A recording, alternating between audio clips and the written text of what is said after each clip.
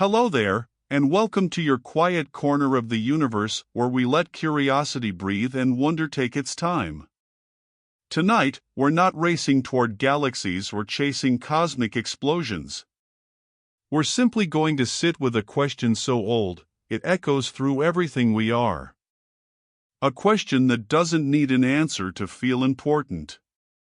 What if our entire universe, all this space, all this light, came from absolutely nothing? No before. No spark. No plan. Just a sudden bloom of everything, from a silence we still don't understand. If that idea sounds impossible, you're not alone.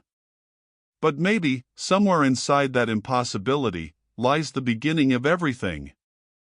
And if you'd like to drift deeper into that mystery with us, feel free to subscribe and let your questions rest in the quiet of deep time. What if we were the echo, not the beginning? What if everything we know is only the second telling of a much older story? What if the first civilization to rise beneath Earth's open sky wasn't ours? We imagine ourselves as the first to shape the planet with thought, with fire, with memory. We walk atop a world we think is blank until we arrive. And yet, every layer of rock beneath us holds time like a secret. Time that stretches backward, not in centuries, but in oceans of years. Not in history, but in geology. If we pressed our ear to the earth, not just its surface, but deep down, past soil, past ruins, past bone, what would we hear? Silence, or an echo. Not our own echo. Not the echo of mammoths or pharaohs or the pulse of early agriculture. But something older. Something lost before language. Before even the bones that rot into fossils. Something the earth has buried not out of cruelty, but because it forgets, the way all living things eventually do. Because the earth forgets in layers. It forgets in sediment and in magma. In erosion and collapse. In the slow grinding of tectonic plates and the swallowing of coastlines. Memory, here, is not stored, it is erased. Not because time is violent, but because it is patient. It has no need for what came before. And so we wonder, could there have been someone before us? Not a species like us, perhaps. Not Homo sapiens. Not even anything with our bones or blood. But something that thought. Something that changed its environment. Something that rose, and built, and left behind more than footprints in mud. Could it be that deep time once held intelligence, and let it go without a trace? We think of time as a staircase, each step leading only forward. But what if it's a circle? Or worse, a spiral that falls inward, pulling the past into itself, hiding its oldest secrets not behind us, but beneath? Geology tells us that Earth is over 4 billion years old. Complex life has only existed for a fraction of that. Human civilization, barely a blink. But what if we're not at the beginning? What if we're near the end of a very long, broken cycle? Could it be that civilization rises again and again, only to disappear again and again? Was there once a great awakening 10 million years ago, or 100 million whose cities now lie ground to atoms beneath the continents we call home? We search for fossils to find the truth. But fossils are rare. Conditions must be perfect. Bones must be buried, not broken. Time must preserve instead of devour. And even then, how long before a fossil crumbles into dust, indistinguishable from stone? So we might ask, what if the evidence we seek is gone not because it never existed, but because it has already been erased? And if that's true, how would we even know? We look for ruins. But the earth covers its past in blankets of moss and mud. It cracks structures, floods them, drowns them in salt. If given 1,000,000 years, just a single million, concrete becomes dust. Steel becomes red stains in sediment.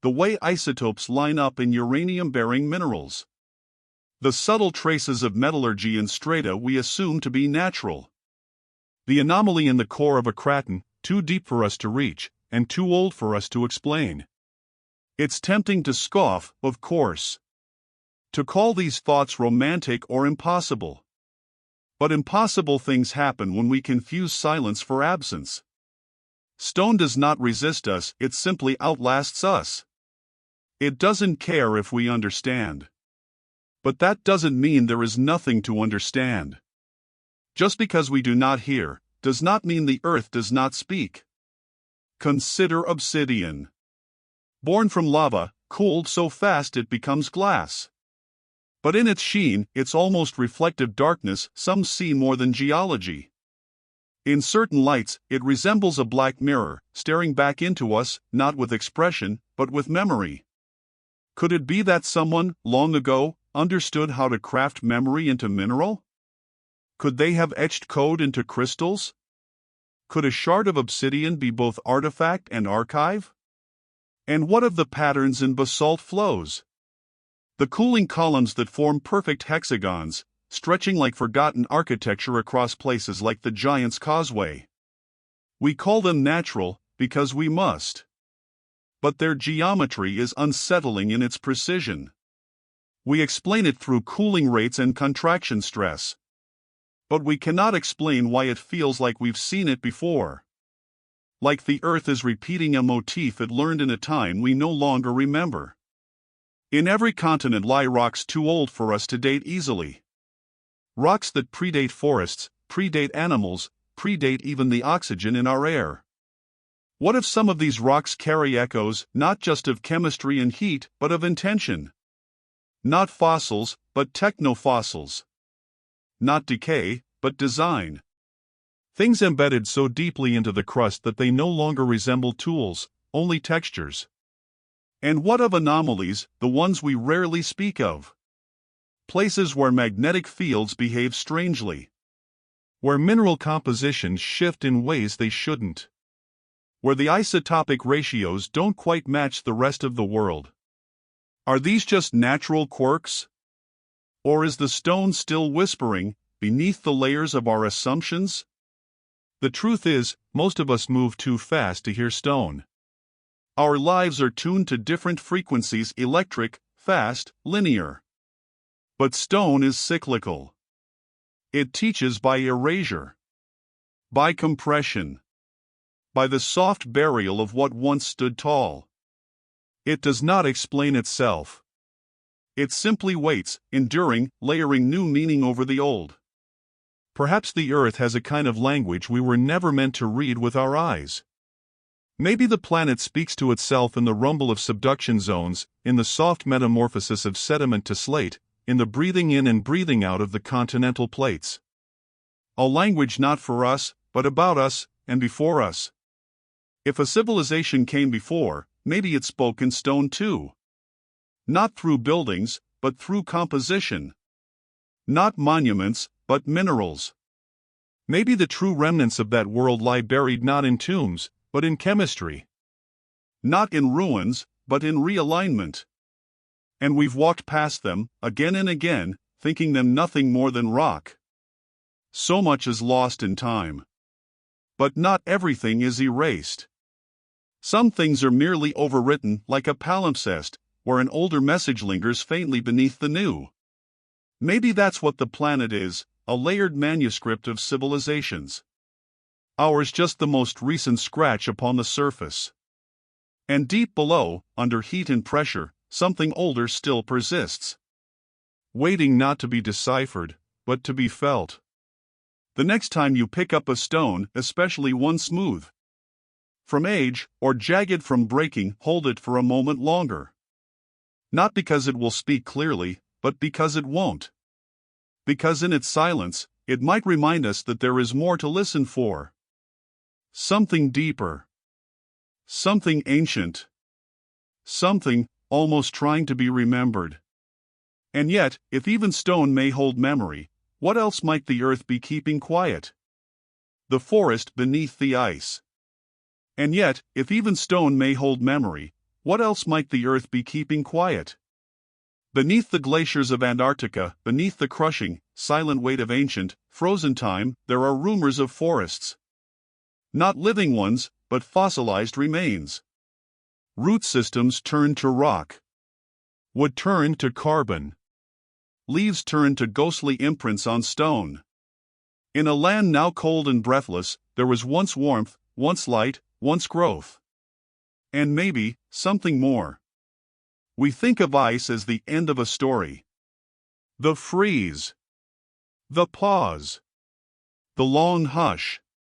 But sometimes, in the heart of stillness, there are echoes. Under miles of snowpack and silted silence, the remains of another world sleep undisturbed. Trunks, fallen and mummified.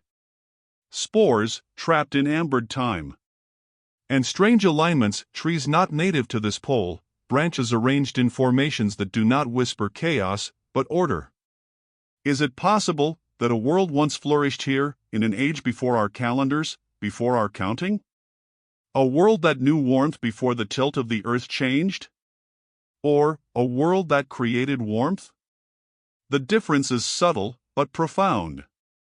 Could a civilization ancient, enigmatic, perhaps even unrecognizably alien to us, have settled in this place when it was green? Could they have tended these forests, left behind not monuments, but memories in wood? We don't know. We may never know.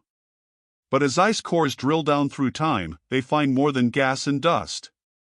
They find pollen, charcoal, patterns. Some say there are structures buried deep beneath the Antarctic shelf. That radar picks up geometric shapes under the ice. But science hesitates to confirm. Because to confirm would be to undo our sense of timeline. Our belief in what came first. Our comfort in assuming we are the beginning. Perhaps that is why the Earth keeps its oldest secrets in the coldest places. Because in the freeze, memory does not erode, it hibernates. Not lost, only sleeping.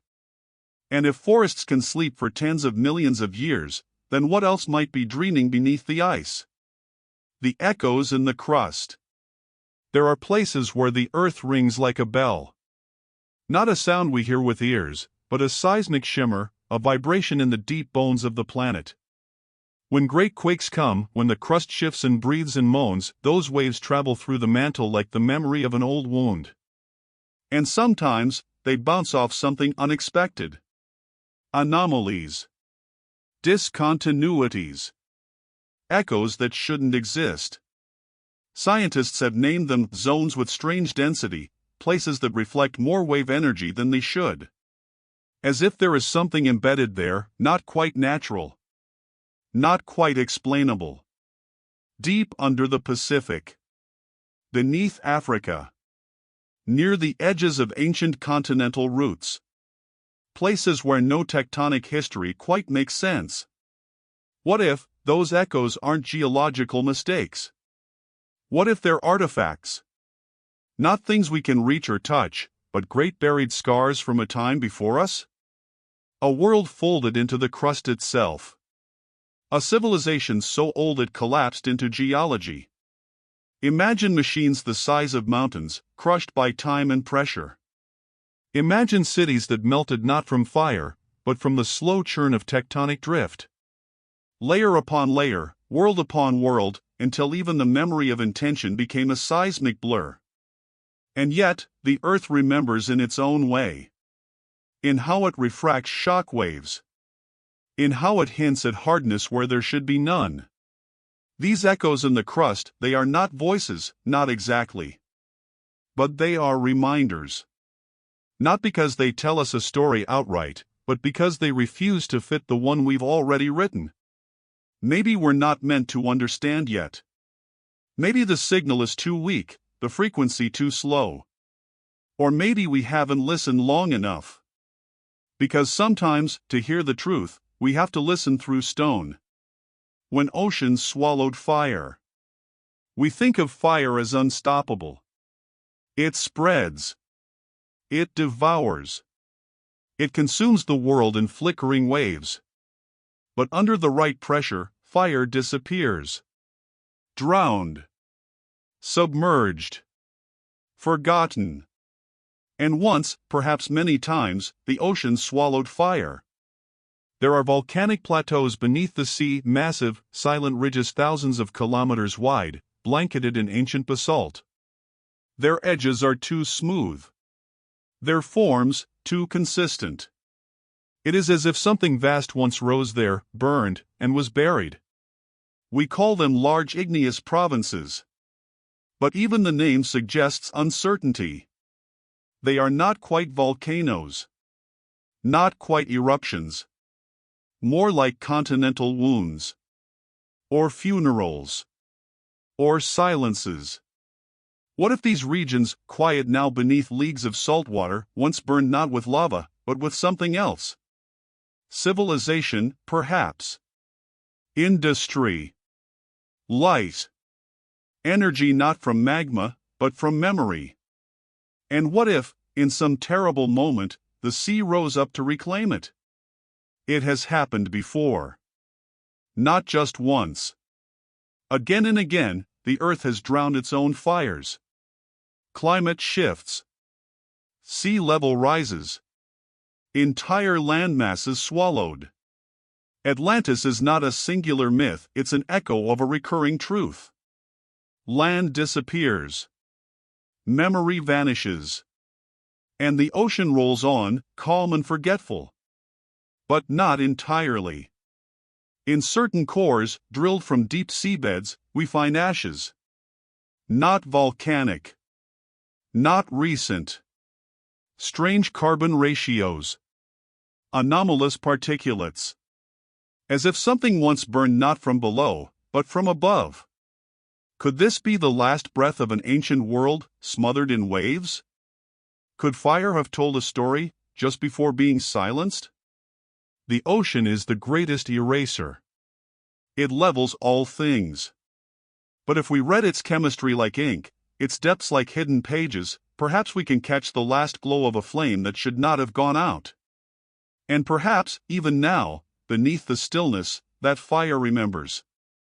We don't know. We may never. But if gravity can carry memory, then the earth may be pulling at us not with weight, but with longing. The obsidian oracles. In desert cliffs and windswept badlands, obsidian glints like ancient glass. Sharp. Volcanic. Born in fire and cooled in silence. Humans have used it for millennia, arrowheads, tools, blades. But there are older shards, stranger still, found in places where there is no volcanic history. Deep underground. Encased in sediment. Seemingly placed. They are perfect. Too perfect. Edges honed beyond what natural cooling should allow. Compositions inconsistent with local geology. And in one or two rare cases, fragments etched with what appear to be symbols, marks that shimmer only at certain angles. Faint as breath. Gone when you look straight on. Present when you're not quite watching. We call them anomalies. Misplacements. But perhaps they are messages. Or remnants. Or relics from a time before language broke into dialects. Before meaning fragmented into tribes. What if a civilization once etched their science not on paper or stone, but in obsidian? In a medium meant to last, to cut, to whisper across ages? What if these black mirrors are not just tools, but memory holders? Dark books that cannot be read yet, but wait, patient and sharp. Obsidian doesn't decay. It waits. And sometimes, what waits also watches. Perhaps they are not oracles in the mythic sense. Not prophets. But containers. Preservers. The last voice of a vanished people, carried not in air, but in glass. And maybe, just maybe, we're not meant to understand them until the time is right. The river that flows backward. There is a river in South America that defies the rules. It flows uphill. Or so it seems, climbing against topography, twisting in ways no watershed should. Scientists call it a fluvial inversion, a rare event where uplift and erosion reverse the natural course. But this river's behavior is stranger still. It carves patterns that mimic geometric spirals. Its tributaries align with stars. Some believe this is coincidence, that nature plays tricks with erosion and light. But what if this river was once guided? Not by gravity, but by will. Not by water's path of least resistance, but by the blueprints of a vanished people who understood flow as more than physics, who saw rivers as machines, as sacred circuits, as veins through which the planet thinks. Perhaps they carved it first. Then let water follow. A kind of reverse engineering, a hydraulic memory. And now, even after they've vanished, the water remembers. Or perhaps the river is older than we think. Perhaps it was part of something larger, a global system of waterways, canals, and coded currents. Not for trade. Not for irrigation. But for transmission. For resonance. For something we no longer have words for. Could a river be part of a forgotten map? A memory etched not in stone, but in motion? And if so, what else moves in patterns we've mistaken for chance? The silence in the stars. For centuries, we've scanned the sky for signals. We point radio dishes at the heavens. We listen for patterns in the noise. And mostly, we hear nothing. Static. Silence. A great cosmic hush. But perhaps the silence isn't empty. Perhaps it is deliberate. What if the civilizations we seek among the stars are not out there, but were once here? What if the reason we hear nothing from space is not because no one is speaking, but because the ones who once did have already fallen silent? A planet might be the final message. A monument of silence drifting through space. Or Earth itself may be the artifact. A once-lit beacon, now dimmed. A machine turned to forest. A city turned to stone. And perhaps, hidden in our own broadcasts, are echoes we do not hear because they're not meant for us. Or because they were meant for someone who came before. A previous species. A previous intelligence. A previous US. SETI listens for what we understand. But what if the message is encoded in a medium older than radio? Older than atoms? What if it's stored in gravity, or light curvature, or the alignments of galaxies?